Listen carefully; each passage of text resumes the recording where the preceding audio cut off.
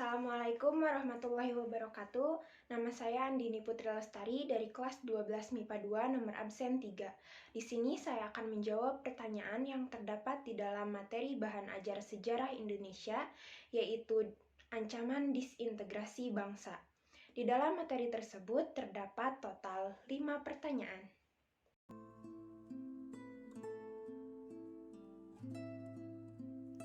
Ya, saya pernah mendengar nama Jalan Pagar Betis. Jalan Pagar Betis merupakan salah satu jalan yang berada di daerah Cipamengpek, Kabupaten Sumedang, Jawa Barat.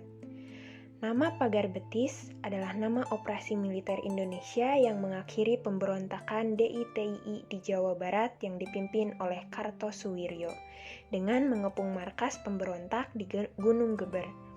Dalam operasi ini, TNI yang dipimpin oleh Divisi Siliwangi mengepung wilayah-wilayah yang menjadi basis kekuatan DITII dan membatasi gerakan mereka. Operasi ini dinamakan Pagar Betis karena pasukan TNI mengepung basis-basis pemberontak DITII, sehingga membatasi ruang gerak mereka.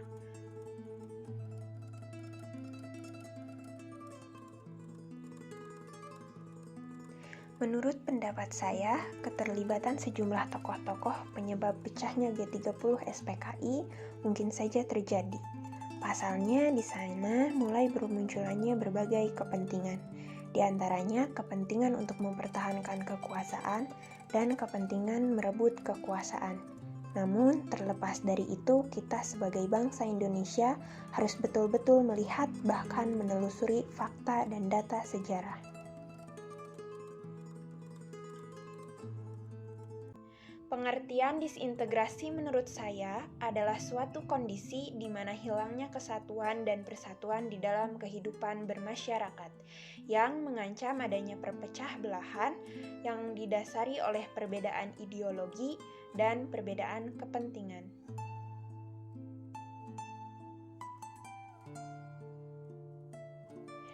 Terjadinya pemberontakan DITII di Jawa Barat ini dilandasi ketidakpuasan dari Kartosuwiryo terhadap kemerdekaan Republik Indonesia.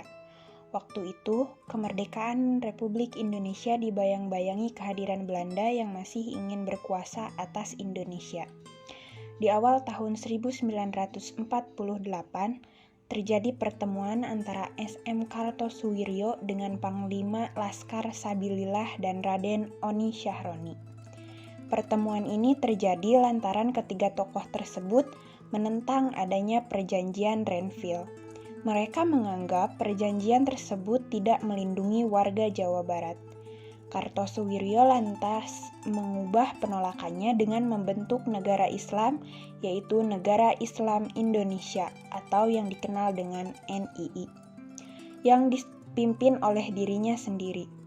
Dicetusnya NII ini menjadi bentuk protes dari Kartosuwiryo kepada Belanda sekaligus untuk Indonesia yang mereka anggap terlalu lemah.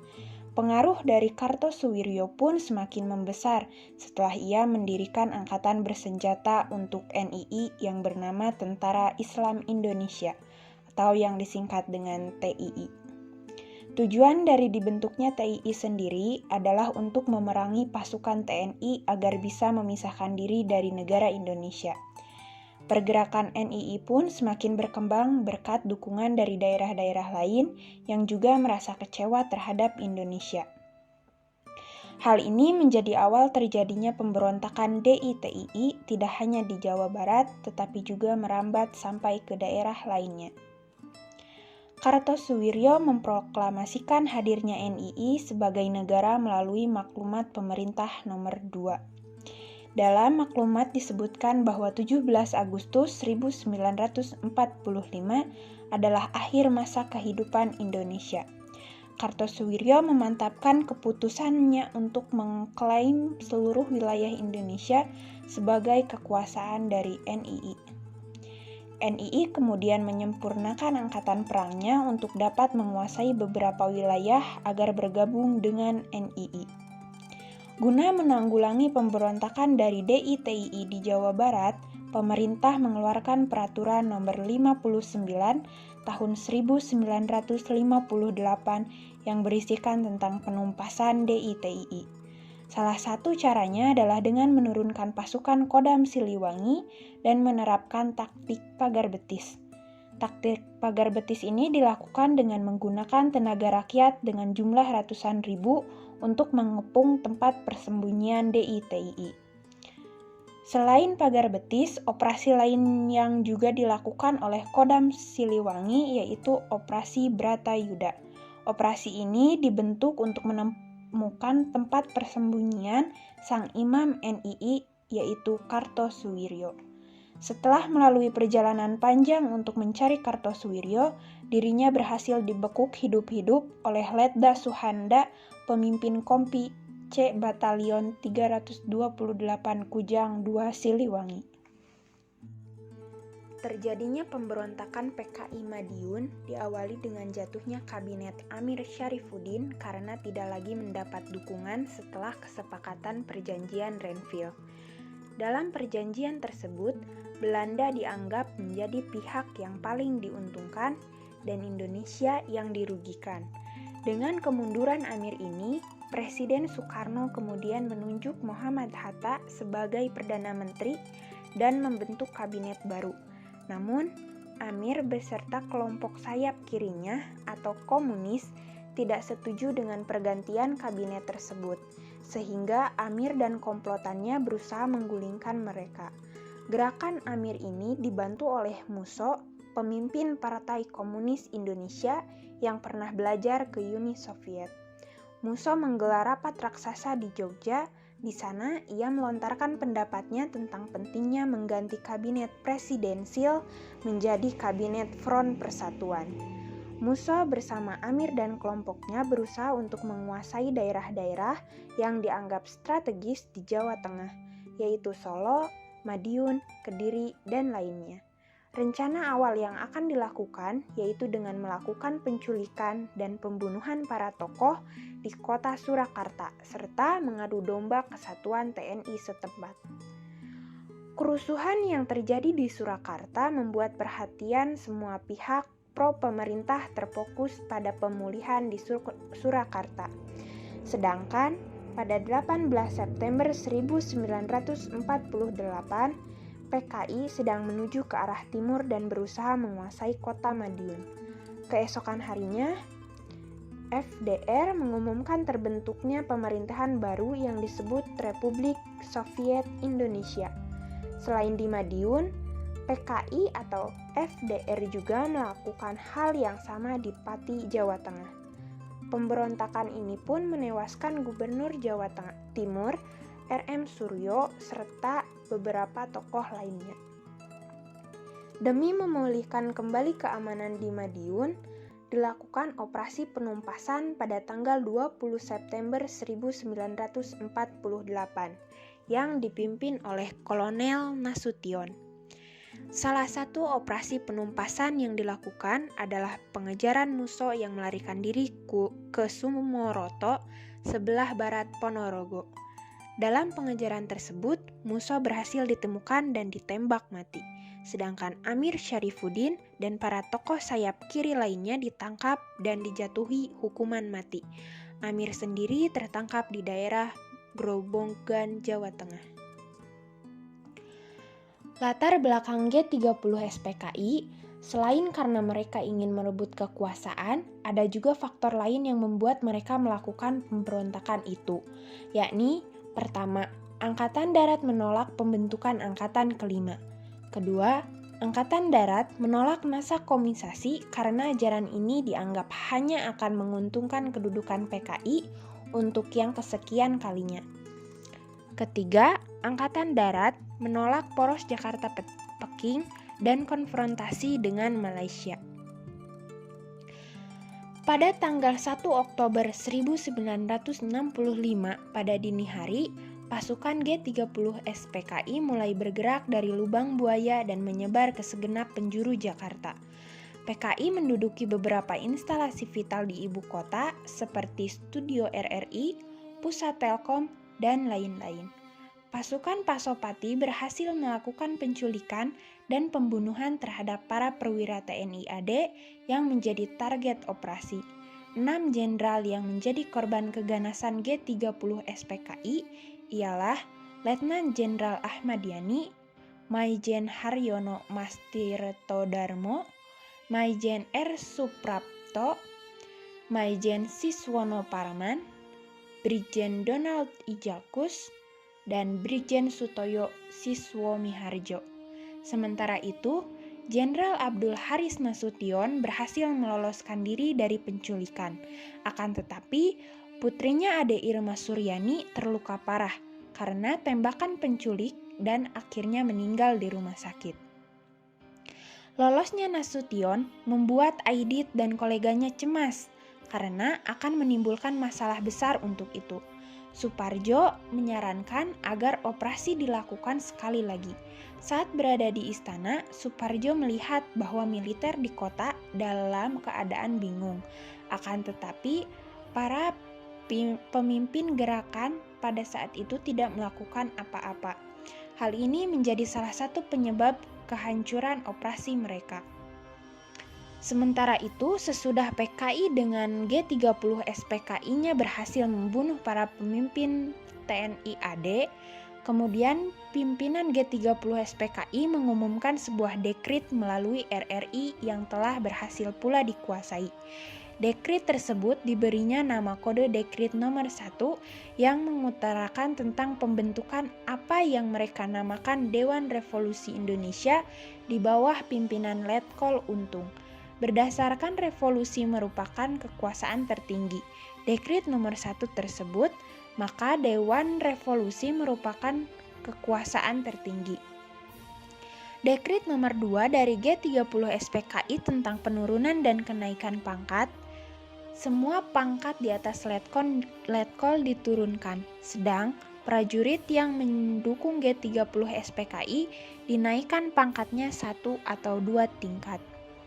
Tujuan G30 SPKI yaitu bahwa gerakan 30 September adalah perbuatan PKI dalam rangka usahanya untuk merebut kekuasaan di negara Republik Indonesia dengan memperalat oknum ABRI sebagai kekuatan fisiknya. Nomor 2, bahwa tujuan tetap komunis di negara non-komunis adalah merebut kekuasaan negara dan mengkomuniskannya. Yang ketiga, usaha tersebut dilakukan dalam jangka panjang dari generasi ke generasi secara berlanjut. Yang terakhir, selanjutnya bahwa kegiatan yang dilakukan tidak pernah terlepas dari rangkaian kegiatan komunisme internasional.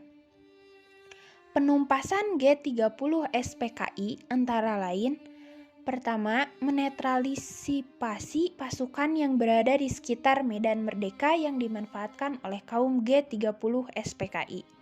Kedua, operasi militer tentang penumpasan G30 SPKI mulai dilakukan sore hari. 3. Pasukan RPKAD berhasil menduduki kembali gedung RRI Pusat, gedung telekomunikasi, dan mengamankan seluruh wilayah Medan Merdeka tanpa terjadi bentrokan senjata. Pada tanggal 3 Oktober 1965, berhasil ditemukan jenazah para perwira tinggi AD yang telah dikuburkan dalam sumur tua. Keesokan harinya bertepatan dengan HUT ABRI, tanggal 5 Oktober jenazah mereka dimakamkan di Taman Makam Pahlawan Kalibata. Mereka dianugerahi gelar pahlawan revolusi. Peristiwa Andi Aziz adalah upaya pemberontakan yang dilakukan oleh Andi Aziz, seorang mantan perwira Kenil yang berusaha untuk mempertahankan keberadaan negara Indonesia Timur dan enggan kembali ke negara kesatuan Republik Indonesia.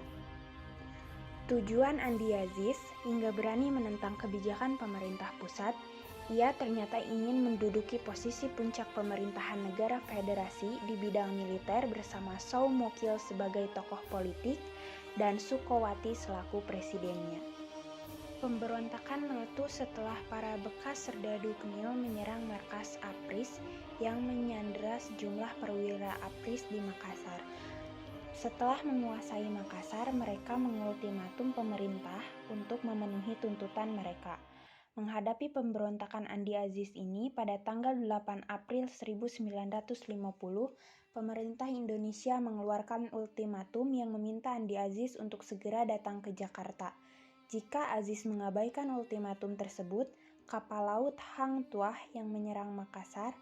Selain itu, ultimatum pemerintah juga meminta Andi Aziz untuk bertanggung jawab atas tindakannya. Dalam 4 kali 24 jam, ultimatum juga diabaikan. Setelah batas waktu berlalu, pemerintah mengirim pasukan di bawah komando Kolonel Alex Kawilarang. Pada tanggal 15 April 1950, Andi Aziz akan datang ke Jakarta dengan janji Hamengkubuwono IX bahwa dia tidak akan ditangkap. Tapi saat Aziz datang ke Jakarta, dia langsung ditangkap. Setelah sidang, Andi Aziz dihukum 15 tahun penjara. Pada tanggal 15 Februari 1958, Letnan Kolonel Ahmad Hussein memproklamasikan berdirinya Pemerintah Revolusioner Republik Indonesia atau PRRI dengan Perdana Menteri Syafruddin Prawiyanegara. Untuk menghadapi pemberontakan PRRI, pemerintah Indonesia melakukan operasi 17 Agustus yang dipimpin oleh Letnan Kolonel Ahmad Yani. Tujuan operasi ini adalah untuk menghancurkan kekuatan pemberontak dan mencegah campur tangan asing. Sementara itu, setelah dibentuk Dewan Manguni, para tokoh militer Sulawesi memproklamasikan Piagam Perjuangan Rakyat Semesta atau Permesta. Proklamasi di Sulawesi dipelopori oleh Letnan Kolonel Vence Sumual, Panglima Wirabhuwana Permesata, kemudian bergabung dengan PRRI. Untuk menumpas pemberontakan ini, pemerintah melakukan operasi militer gabungan yang bernama Operasi Merdeka, dipimpin oleh Letnan Kolonel Rukminto Hendraningrat. Operasi menumpas Permesna ini sangat kuat karena musuh memiliki persenjataan modern buatan Amerika Serikat. Terbukti dengan ditembaknya pesawatan Angkatan Udara Revolusioner yang dikemudikan oleh seorang warga negara Amerika Serikat. Pemberontakan Permesta baru dapat ditumpas kemudian pada tahun 1961. Pemerintah membuka kesempatan kepada sisa-sisa pendukung Permesta untuk kembali ke Republik Indonesia. Pemberontakan Republik Maluku Selatan terjadi akibat kekecewaan para prajurit Knil, tentara Hindia Belanda yang menolak bergabung dengan TNI dan menuntut dipertahankannya bentuk negara serikat di Indonesia. Lalu mereka memproklamasikan negara Maluku Selatan di Ambon yang ingin memisahkan Kepulauan Maluku dari Indonesia. Pemberontakan ini berhasil diakhiri setelah pasukan TNI melakukan serangan ke Ambon dan menahan Soumukil pada tahun 1963. Sisa-sisa pemberontak RMS melarikan diri ke Belanda. Pemberontakan dan pertempuran penumpasan RMS ini memakan banyak korban jiwa, baik dari pihak TNI, pasukan RMS, maupun dari warga sipil Maluku. Soumukil sendiri tertangkap pada tahun 1963 dan dihukum mati pada 1966. Di Maluku sendiri, gerakan RMS menyebabkan perselisihan antara pendukung RMS dan warga Maluku lain yang menolak RMS dan ingin mempertahankan Maluku sebagai bagian dari Indonesia. Latar belakang terjadinya APRA adalah sebuah pemberontakan yang dimana diawali dari pembentukan APRIS yang dimana timbul sebuah ketegangan terjadi baik di antara TNI dan juga para tentara sebelumnya berada di Knil, yang kemudian ditambah dengan berbagai macam pertentangan yang terjadi pada politik dari berbagai macam kelompok yang dimana bertujuan untuk masih mempertahankan berbagai macam negara bagian. Kemudian dari bekas pasukan Knil tersebut masih ingin berada sebagai tentara bagi negara Pasundan. Kemudian terbentuklah sebuah angkatan perang Ratu Adil yang dimana dalam hal ini membuat sebuah bentuk ultimatum kepada pemerintah dari Republik Indonesia. agar tentara Pasundan tetap menganggap mereka dan juga melakukan sebuah upaya dan bentuk untuk membubarkan negara bagian tersebut. Hal ini kemudian ditolak oleh pemerintah itu sendiri, yang dimana akhirnya 800 orang dari Knil menyerang dan berhasil mendiami Bandung yang dimana dilakukan pada tanggal 23 Januari 1950.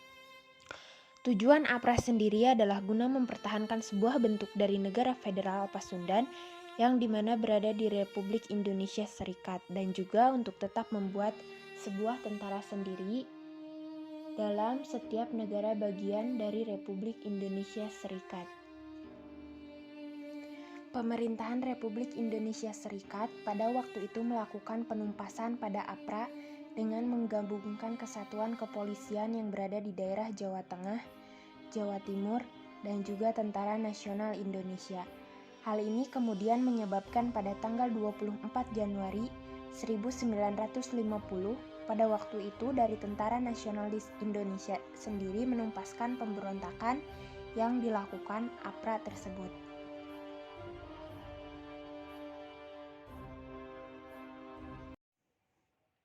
Gambar yang pertama adalah gambar mengenai hate speech atau ujaran kebencian. Hate speech atau ujaran kebencian adalah ujaran yang ditujukan untuk memojokkan atau menyerang salah satu ras, golongan, atau kelompok tertentu. Hate speech atau ujaran kebencian dapat berdampak secara langsung maupun tidak langsung dan tentunya akan menimbulkan kegaduhan. Saran saya untuk kasus ini atau kasus ujaran kebencian, kita sebagai warga negara yang baik patutnya kita mempertahankan kemerdekaan, bukan malah membuat kegaduhan atau membuat perpecahan di antara kita. Karena kemerdekaan yang kita miliki sekarang atau kemerdekaan yang kita nikmati pada masa sekarang merupakan kemerdekaan yang diraih dengan susah payah, dengan keringat, air mata, dan cucuran darah di masa lampau. Maka hendaknya kita mempertahankan kemerdekaan dan menjaga persatuan antar umat beragama, bangsa, dan negara. Gambar yang kedua adalah gambar tentang hoax. Hoax atau berita bohong rasanya sangat marak terjadi di akhir-akhir ini. Hoax atau berita bohong dapat menjadi penyebab disintegrasi bangsa karena akan menyebabkan terbentuknya dua kubu, yaitu kubu pro dan kontra. Padahal mereka belum tentu tahu kebenarannya seperti apa. Hoax atau berita bohong biasanya disebarkan melalui media online. Pesan saya untuk penanggulangan terjadinya hoax atau berita bohong, kita sebagai siswa atau kita sebagai pelajar, kita sebagai warga negara yang baik, hendaknya ketika kita mendapatkan suatu informasi, maka tentukan dulu kebenarannya, telaah dulu kebenarannya, baru kita bisa mempercayai berita tersebut benar atau tidak. Dan kita juga harus tahu dulu dari mana berasalnya berita tersebut. Jangan asal-asalan menelan bulat-bulat berita yang kita dapatkan. Sekian video penjelasan dari saya. Terima kasih. Wassalamualaikum warahmatullahi wabarakatuh.